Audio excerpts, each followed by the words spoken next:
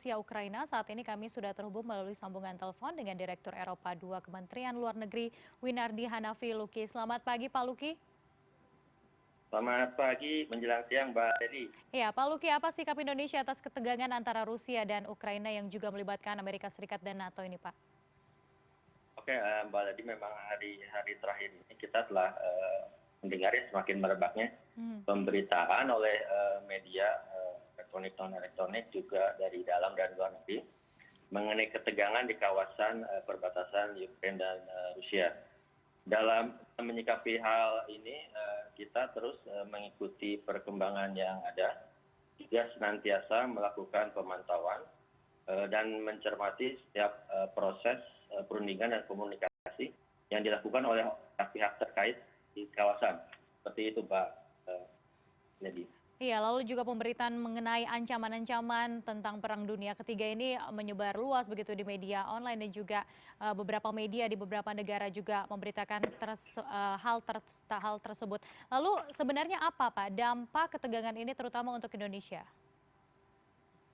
Sampai saat ini tidak terdapat dampak langsung ya dari ketegangan yang ada, dan mengingat situasi ini di lapangan masih sangat cair dan dinamis, Mbak. Tapi per malam ini, malam tadi kita memperoleh laporan dari kedutaan kita di Kiev bahwa situasi di Ukraina masih terkendali.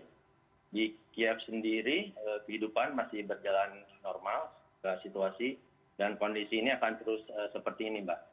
Baik, komunikasi berjalan dengan lancar begitu ya dengan perwakilan yang ada di luar negeri. Lalu apa Pak imbauan pemerintah Republik Indonesia terhadap warga negara Indonesia yang tinggal di Rusia dan juga Ukraina sejauh ini?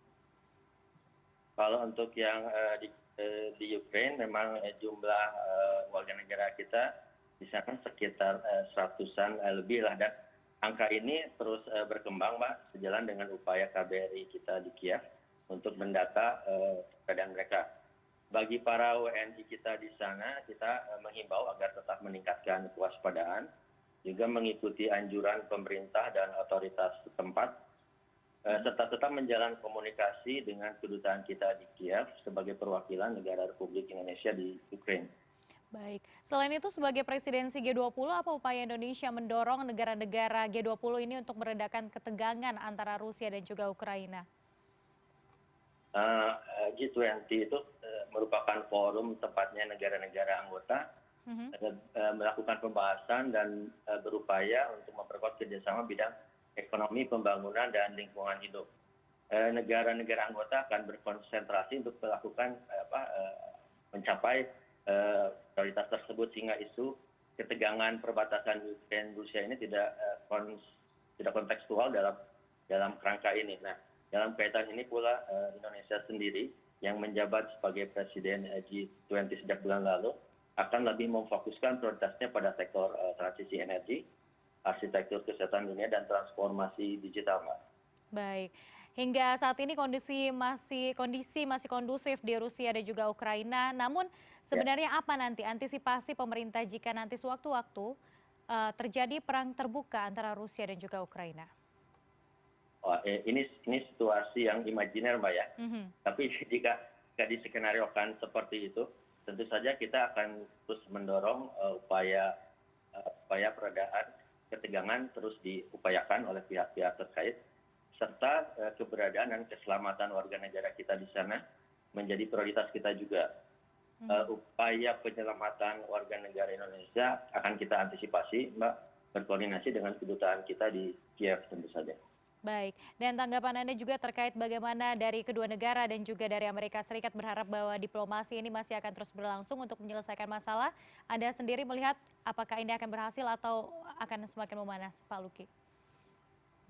Kita harus optimis ya, dan mengedepankan upaya-upaya damai. Untuk beberapa hari yang lalu sudah ada komunikasi antara para pejabat tinggi Rusia, Ukraina, Amerika, Uni Eropa, NATO, dan OSCE. Itu adanya keterbukaan komunikasi di antara mereka itu merupakan suatu progres tersendiri, dan masih terbuka upaya secara damai untuk penyelesaian ketegangan di sana. Baik, kita akan nantikan terus ya, pantau bersama bagaimana nanti hubungan dari kedua negara dan juga berkaitan dengan Indonesia nantinya dampaknya. Baik, terima kasih Pak Winardi Hanafi Luki, Direktur Eropa 2 Terima kasih Kementerian juga. Luar Negeri telah bergabung bersama kami di CNN Indonesia Ya, Today. ya. Salam sehat.